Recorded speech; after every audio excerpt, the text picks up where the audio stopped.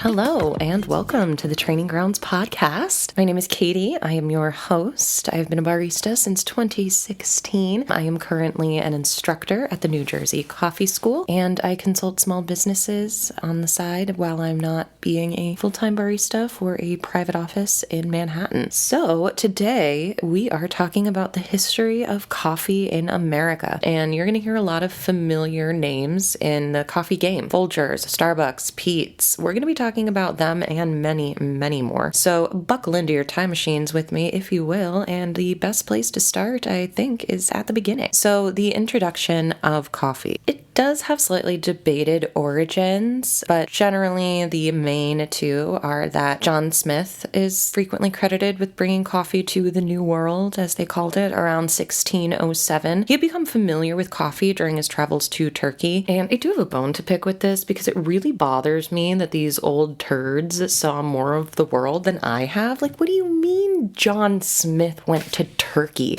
He didn't even have an airplane. I mean, I understand the answer is colonialism. Like, I get that. But still, it always boggles my mind when I learn things like that. But yes, he had become familiar with coffee during his travel to Turkey, fascinatingly enough. However, coffee had already become popular elsewhere at this point, and some early settlers of America are recorded as bringing mortar and pestles with them to make coffee powder, which we'll talk about a bit more in a second. Now, others claim coffee came to the U.S. in the mid-1600s, likely from the Dutch or French via ports in New Amsterdam, which was just New York. Regardless, coffee didn't grow in popularity until the 1700s. But let's talk about making a cup of coffee. So roasting at the time, roasting the green coffee beans at home or in some sort of cafe was the only way to get roasted beans. America's first coffee roaster wouldn't be established until much later. In 1722, Humphrey Broadbent, writer of Domestic Coffee Man, gave instructions on how to roast and brew a colonial cup. And it's so funny because of this old-timey language, so I'm gonna read it pretty much verbatim as it's written, and then I'll do a bit of a No Fear Shakespeare breakdown as I see fit. So on roasting, he said, "Particular care ought to be taken in roasting the berries, for without doubt in that depends much of the goodness of them berries. I hold it best to roast them in an iron vessel full of little holes, made to turn on a spit over a charcoal fire, keeping them continually turning, and sometimes shaking them that they do not burn. And when they are taken out of the vessel, spread them on some tin or iron plate till the vehemence of the heat is vanished." Thank you. So essentially what he is saying is a lot of things that hold true today. Basically what he is saying is that it's really important to pay attention to the roasting process because that's where you're developing all of the flavors and the flavor compounds, the sugars, all of these things are starting to develop during the roasting process. And he's saying that it's best to roast them in some sort of a vessel full of holes that you can turn over an open flame and to keep them continually turning, sometimes shaking them so that they don't get scorched. And then once they're taken out of the vessel, to put them on some sort of plate for cooling. And again, that really does hold true. You do want to make sure that your beans are continually moving, whether it's in an electric air popper roaster where they're just sort of constantly in the air because a fan is forcing them up, or in these big commercial roasters where it kind of is, it's really very similar. They're continually turning. And again, once they're done, you want to make sure that you cool them off. In this one, he's really just saying to spread them out and let them cool. But in today's world, most of the time they're going to be cooled by some sort of fan system. Or another way to cool the beans is a process called quenching, and that's really when it's like big batch commercial roasters. They will literally quench the beans with a misting of water. So he then goes on to say that if you didn't have a roasting spit, you would place the green bean in a frying pan, which at the time was called a spider, or an iron kettle in the hearth. And then when heated, the beans, they turn a yellow color, release steam, they expand in size, and then they turn brown. And all of that is, yeah, that's absolutely true. Exactly that. If you've ever seen coffee being roasted, that's exactly what happens. And you can hear them popping as well. You can hear that crackle. And he says that once they begin to crackle, they're ready to be cooled. And that is 100% true. That's the idea of first crack as it's come to be defined in roasting. And it's so fascinating to me how incredibly similar it is to coffee roasting today. Now, grinding. So we always say the grinder is the heart of the operation, and grinding is very important. But grinding at the time, it was very rudimentary. It was very basic, very analog. Most people were just using a mortar and pestle, and they were using it to grind their roasted beans into whatever coarseness they desired. Now, brewing, there were two main brew methods, which was boiling and infusion. Now, Broadbent preferred infusion and described the difference at the time. He said, guys, should I play Humphrey Broadbent like in a biopic? Is this like an audition, kind of? Anyway, what he said was, the common way of making this liqueur is to put an ounce of powder to quart of water and so let it boil till the head is boiled down. But this is a very silly way. If coffee be but very little too much boiled, it is spoiled and grows either flat or sour. But if by long custom you will not part from your boiling, let it not boil above a minute. And of infusion, he said, put the quantity that you need into your pot, then pour boiling hot water upon aforesaid powder, and let it sit to infuse 5 minutes before the fire. Again, there's hints of today's practices. So you don't want to over extract or burn your coffee while brewing. So very interesting that this concept of water temperature, very, very basic, but comes into play a lot more later on. So what I find so funny here is that some people, and this is like a historically accurate fact, so some people, not knowing any better, would boil the whole roasted coffee beans, eat them, and then drink the water.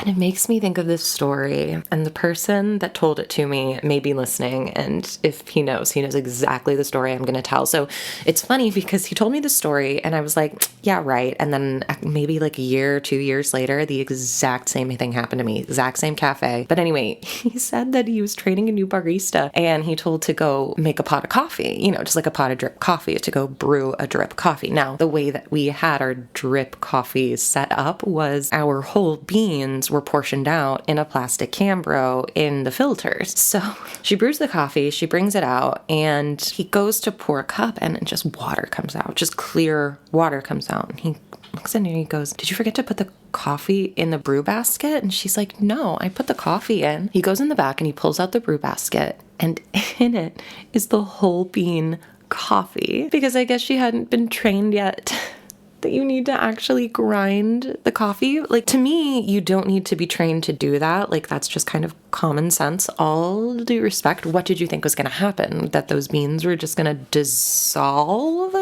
I don't know. And then, like I said, a couple of years later, the exact same thing happened to me when I was training someone. The way I was just so gagged, I was just like, no, we do, in fact, need to grind the coffee before we try brewing it. That is, in fact, part of it. I do find it fascinating, though, that there's, I guess, historical precedent for that mistake. People have not changed since the colonial times, and that shows in so many ways. So, colonial coffee houses, let's talk about it. Most colonial Americans were without the needed setup to brew coffee, and so coffee houses provided this kind of new type of gathering space, keeping in mind how segmented society still is at the time. So John Sperry is credited with opening the first coffee house in America in Boston in 1676. Dorothy Jones was the first licensed coffee trader, and she did sell coffee out of her tavern, the Green Dragon in Boston, in 1670. So she kind of did beat John Sperry to the coffee game by about 6 years. And what I do find incredibly fascinating, she was the first licensed coffee trader, period. Not the first licensed female coffee trader. The first licensed coffee trader, period. And she was a widow, and that really was the only way at the time to be able to achieve something like that. You'll find that come up time and again. We're going to talk about a woman that's a little less cool later on, but I am going to save Dorothy Jones's story for a future episode on women in coffee and how they have influenced coffee history. But just keep in mind, she was pretty cool, and right away, coffee was adopted by taverns and pubs, providing a non-alcoholic alternative. It should be noted, though, that before the Boston Tea Party in 1773, tea remained the non-alcoholic beverage of choice in the colonies by far. Now, that would go on to change very quickly. Coffee houses soon became places for intellectuals and everyday colonists to gather. Now, this sounds very familiar if you've listened to the history of coffee houses and revolution episode. It gave people somewhere to gather and discuss news and politics, and soon they would be discussing and planning revolution. I really love that coffee kind of became part of American culture, very much out of spite, like almost exclusively out of spite. It was really all about anti-British sentiment. So once taxes on teas were levied, drinking tea became very taboo. So much so that Chinese black tea was forbidden in Massachusetts in 1775, and the local committeemen would go around and ensure that only coffee and herbal teas were being consumed in people's homes. I do like the idea of just a bunch of colonial men going around being like, knock, knock, knock. There better not be any bootlickers in here. And it was because of the revolution that coffee surpassed tea as America's preferred beverage. And it seems coffee post-revolution was here to stay. And people were not playing around with their coffee. One of my favorite pieces of coffee history is this little tasty tidbit right here. So in a letter from 1778, Abigail Adams, the wife of John Adams, recounted an eminent, wealthy, stingy merchant, also a bachelor, had a hogshead of coffee in his store, which he refused to sell under 6 shillings per pound. A number of females, some say 100, some say more, assembled with a cart and trunks, marched down to the warehouse and demanded the keys, which he refused to deliver, upon which one of them seized him by his neck and tossed him into the cart. Upon his finding no quarter, he delivered the keys when they tipped up the cart and discharged him, then opened the warehouse, hoisted out the coffee themselves, put it into trunks, and drove off. A large concourse of men stood amazed, silent spectators. And, I know they just went through a revolution, but that is some queen shit. Also, incredible that we have a historical record of America's first dog walking. History is so beautiful. Also, she talks about a hogshead of coffee, right? And immediately I was like, what in the old-timey measurement system? However, I did a little deep dive and found out that barrels have size names, and the second largest is a half ton, and it's called a butt. It's a butt ton, guys. Butt ton is an actual unit of measurement, and I find that also incredibly fascinating. Also, Abigail Adams dragging this guy for being a bachelor, she literally writes, an eminent, wealthy, stingy merchant, parentheses, also a bachelor, end parentheses. Yes, girl, drag him. We love to see it. So the Civil War marks a very important time for coffee, the Anaconda Plan. At the very beginning of the war in 1861, the Union enacted a 3-step plan, and that, for the remainder of the war, would leave the South sealed off from trade completely. And it was the largest naval blockade at that point in history, and it prevented imports from reaching any of the 10 southern seaports. And this meant that the South had no reliable supply of weapons, ammunition, and coffee. That matters because in 1832, long before the war, Andrew Jackson, having heard complaints from generals about overindulgence in alcohol leading to insubordination and accidents, which big shocker there, they changed the alcohol rations for soldiers to coffee. And Union soldiers were given 36 pounds of coffee for a year's rations, and this came in the form of green coffee beans, which the soldiers would have to roast and grind themselves. When possible, this would be done by their commissary, but most soldiers would prefer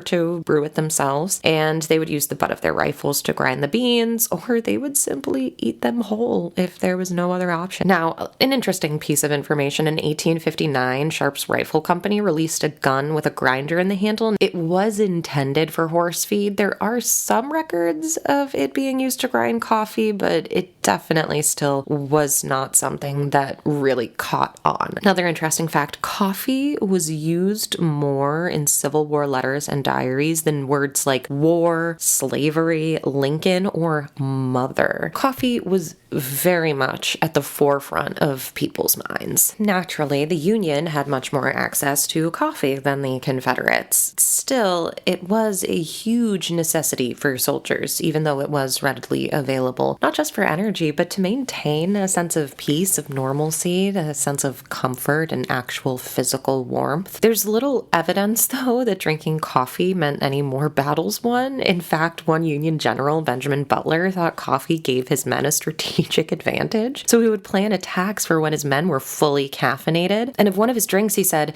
"If your men get their coffee early in the morning, they can hold." He even made his men carry coffee in their canteens. However, he was one of the least successful generals of the war. Now, it can't be denied the impact that coffee had on morale. And I've got some relevant quotes here from soldiers from the Civil War. So I'm going to give you guys my best Ken Burns quote reading. One said that coffee was a soldier's chiefest bodily consolation. Another, surprised he was still alive, wrote, "What keeps me alive must be the coffee." Another said, "We halted and, stacking arms, began to boil our coffee, the favorite occupation of the soldiers upon all occasions when a halt is ordered." Another said, "As a whole, our rations were sound and wholesome. The coffee was especially good and was, in fact, the soldiers' mainstay, and it was a constant comfort." So, yes, you can very easily gather that coffee was very important and something that these men really looked forward to. And it also meant that soldiers learned how to roast, grind, and brew to their taste. This really formed an entire generation of coffee drinkers, as all of these wars will end up doing. For the South, though, it was a little bit of a different story. Primarily, coffee was traded with Union soldiers during unofficial truces to exchange supplies because while the North had coffee, the South did have tobacco and cotton, and tobacco was especially sought after. Now, because of this limited access, people in the South, soldiers and civilians alike, had to get creative, and the blending up of vegetables and roots was a very common practice, usually in hopes of mimicking coffee's flavor. Common blends, quote unquote, included wheat, chestnut, sweet potato, barley, acorns, cotton seeds, persimmon seeds, and many, many others. Some people claimed to enjoy these DIY concoctions more than coffee. I have a couple of liars here. I've got receipts. So yeah, Julia Breckinridge of Virginia in the Civil War times. You thought I wouldn't pull this up. You thought I wouldn't, but I did, girl.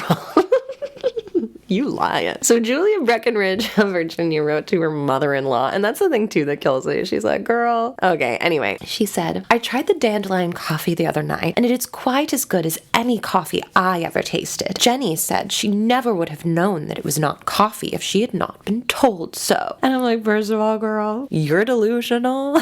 Second of all, your friend is lying to you. Jenny, she's not a good friend. She's not a girl's girl. She is not telling you the truth to your face. Reevaluate that friendship. Another woman said of her rye substitute, "I think it is equally as healthy and palatable as the coffee. So you see, as far as coffee is concerned, we don't care a straw about Lincoln's blockade." Now, it should be noted that in their quest to substitute coffee, they did put themselves in considerable danger with rye specifically, because if it wasn't carefully cultivated and processed, it risked exposing them to mold and poisons, with many families and soldiers suffering from just that. Conversely, Union soldiers likely benefited from the boiling of water in order to make coffee, sterilizing it in the process. Dysentery was one of the most common ailments to take soldiers out for days. Let's talk about commercialized coffee roasting in the USA. Jabez Burns comes into the scene. And up until 1864, coffee was roasted commercially, primarily in pull-out cylinder roasters. So an iron drum fixed into a furnace, the entire cylinder had to be removed from the furnace, and then the doors on the drum walls would open to allow the coffee to be dumped onto the floor, just like onto the floor fully, or into cooling trays. This method, though, was dangerous because that's fucking hot as shit, and it was inefficient, especially if you're dumping it onto the floor. So So in 1864, Jabez Burns patents a self-emptying roaster. So it was an enclosed cylinder encased in brickwork, and it featured an opening mechanism to empty the beans without removing the cylinder. And it emptied evenly into a cooling tray that had a fan mounted below it to draw air through the beans and aid in cooling. And that is something that we are still using today, essentially. And this was the first time roasters begin to resemble what we have today. So time to bring up a heavy hitter name here. Folgers. That's right, guys. Folgers. The brand that brought you that one weird Christmas commercial. If you know, you know. So in the fall of 1849, gold was discovered in California. Amazing. And a 14-year-old James Atherton Folger joins brothers Henry and Edward, who were 16 and 20, on the journey west from Nantucket. And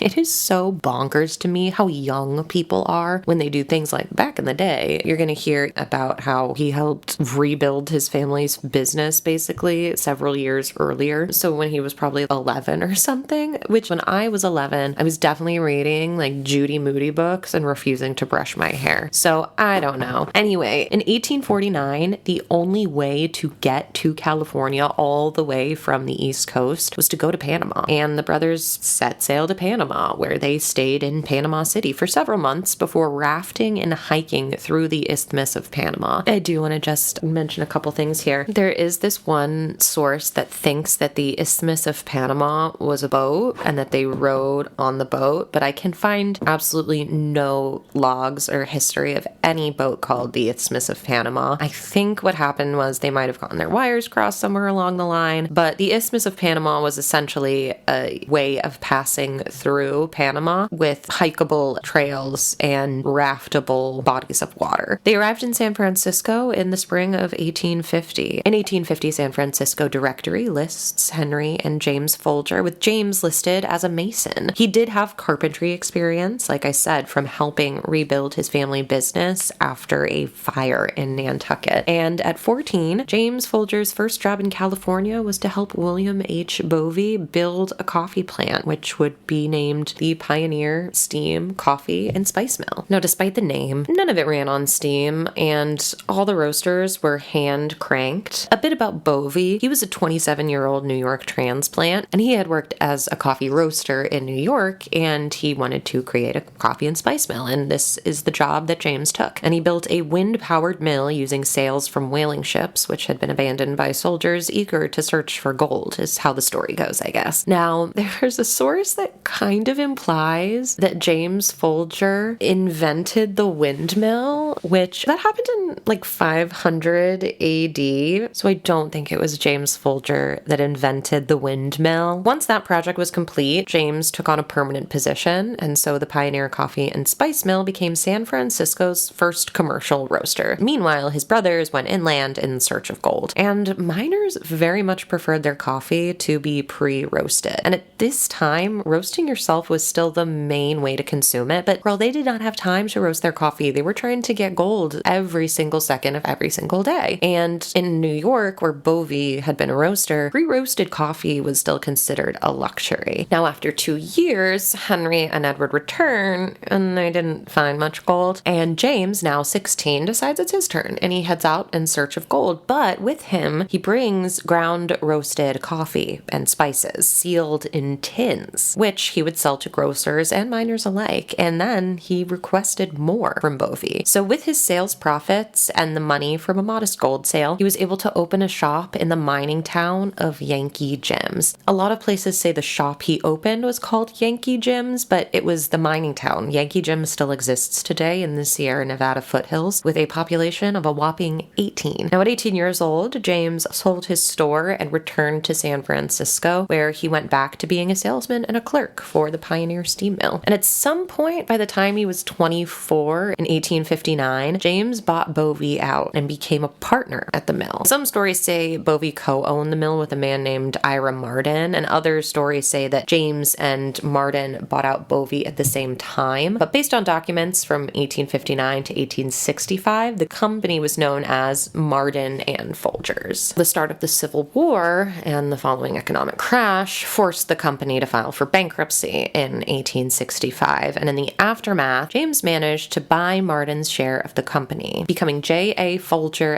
& Co. in 1865. Now, James knew how to run a business well. It's understood that James was tasked with bookkeeping in the early days of the coffee company, and he successfully ran and sold his own store, as well as all of his successful selling of coffee and spices. So he was a very knowledgeable businessman. He knew what he was doing, and he plotted out a reasonable and responsible financial path forward after the bankruptcy. He was really dedicated to repaying his debts. Even though he wasn't responsible for them, he had taken on some of the debt when he acquired the business. 10 years into repayment, a government inspector that was tasked with reviewing the results of the bankruptcy reported that he was impressed, and was also impressed with the company being so well run. And it took him 12 years, but he did it. And some people were shocked to be paid. One creditor wrote, "This payment being unexpected, I hereby gratefully acknowledge the honorable transaction of a noble merchant." Said Folgers wrote to his son, "Money-making was always second to a good reputation." All right, it's time to talk about somebody from Pittsburgh. And as a Pittsburgher, it is my obligation to tell you that someone is from Pittsburgh. John Arbuckle, and I don't mean the John Arbuckle from Garfield. In 1860, John Arbuckle Jr. leaves college and joins his brother Charles and other family members in their wholesale grocery business in Pittsburgh, PA. And John was briefly busy being a soldier during the Civil War, but in 1868, the Arbuckles enter the roasting business in Pittsburgh, and they patent a formula for an egg and sugar glaze used to coat the roasted beans with the intention of sealing in flavor and aroma. Now, some accounts say it also acted as a protectant to the beans from the polluted air, which would make sense for Pittsburgh at the time. It was known as the Smoky City at one point because of all of the emissions from the steel mills. They were also one of the first to offer roasted beans in 1-pound bags. Much like how Folgers dominated the coffee supply of the gold miners, Arbuckle's was a hit with the cowboys of the West. To them, the name Arbuckle's simply meant coffee, much like how we say chapstick, Q-tip, Kleenex. Now, for the cowboys, the only other way to enjoy coffee was to buy the green coffee beans at the general store and roast them, which could be ruined if not roasted correctly, and it was prone to going rancid soon after roasting. So there really was an opening in the market, and Arbuckle's took it. A good deal of Arbuckle's success can be attributed to their marketing. It was really unique at the time, and honestly still today. The coffee bags were packed in boxes that bared the Arbuckle's name, which would find reuse in shops and houses across the West. They were even repurposed by the native Navajo people, used to make cradles and even coffins. One reservation physician noted people being buried with a bag of Arbuckles. The bags were known to come with extras, so this would include coupons for handkerchiefs, razors, scissors, wedding rings, and more. Trading cards at one point accompanied the coffee, with illustrated cards covering a wide range of topics from the history of the West, cooking, sports, birds, satire, and much more. In one notable iteration, they released cards for each state, which incentivized people to buy more coffee so they could collect them all. And these cards remain available for purchase today, which I think is really cool. Whole entire collections. The most famous freebie, though, was the peppermint stick that came in every bag. And chuckwagon cooks would shout, "Who wants the candy?" And even the toughest cowboys would scramble to grind the coffee so that they could get the peppermint stick, which isn't that cute. Arbuckle and his team invented a machine that would fill, weigh, seal, and label paper packages of coffee in 1871. And from his New York factory in Brooklyn, Arbuckle mass produces the first coffee to be sold nationwide. And Arbuckle would soon become the world's largest coffee importer, as well as America's largest shipper, period, owning every South American merchant ship. And of course, the world continues to change. On comes industrialization. With the shift to longer workdays that replaced the previously agrarian work schedule, coffee became a way to energize the workforce. And industrialization also saw the addition of many coffee innovations, perhaps the most consequential being the invention of instant coffee and vacuum sealing. Vacuum sealing in 1900, R.W. Hills of Hills Brother Coffee invents vacuum packing. The removal of air meant the coffee would stay fresh longer, and in 1901, the American Can Company began manufacturing cans for coffee. Now, instant coffee, while it had first cropped up in Britain in 1771, the product had almost no shelf life, and it went rancid fast. Pre-Civil War, a puck of powdered coffee was introduced to the US, but similarly, it didn't keep well, and so it didn't sell. In 1903, though, a Japanese chemist in Chicago named Satoru Kato was awarded a patent for coffee concentrate and process of making same. Having already successfully created water-soluble tea, he was asked by a US coffee importer and roaster to do the same for coffee. And it would be George Washington, not that George Washington, that successfully mass-produced and marketed his version. Initially, it was sold as ready coffee. In 1910, this instant coffee would go on to be distributed to US troops in World War I, with many calling their coffee a cup of George, not a cup of Joe. April 6, 1917, the US declares war on Germany and formally enters World War I. Much like the Civil War, coffee became something soldiers could not live without. Soldiers were rationed 27 pounds of coffee per year, and over 75 million pounds of coffee were provided by the US in 1918 alone. At first, coffee was roasted, ground, and packaged in the US, but this meant that by the time it reached the soldiers, it was already stale. And on top of this, the army only used 5 ounces of coffee for every gallon of water, and then the grounds would be reused at the next meal with only 3 ounces of fresh grinds being added per gallon. Eventually, though, the US opened roasting plants in France, just south of Paris, so roasting could be done behind the lines. It was Jabez Burns, actually, who would provide the roasting and grinding equipment. And these plants were staffed by professional coffee roasters as well as servicemen. So servicemen were also gaining this skill of coffee roasting. And the emergence of chemical warfare made instant coffee a must-have. Now, that one kind of confuses me. I would love if the science people listening to this could maybe help me understand. Everything I read says that mustard gas was the concern, but I cannot find specifics on why. Maybe how it contaminates the air and water, but instant coffee still needs water. So yeah, I don't know. I'm confused by that. Regardless, instant coffee was still a must-have, especially for speed. By the end of the war, the US government was purchasing roughly 37,000 pounds of instant coffee daily, which far outpaced production capabilities by 6 times. World War I created an entire generation of coffee drinkers, and coffee drinkers that like their coffee a specific way.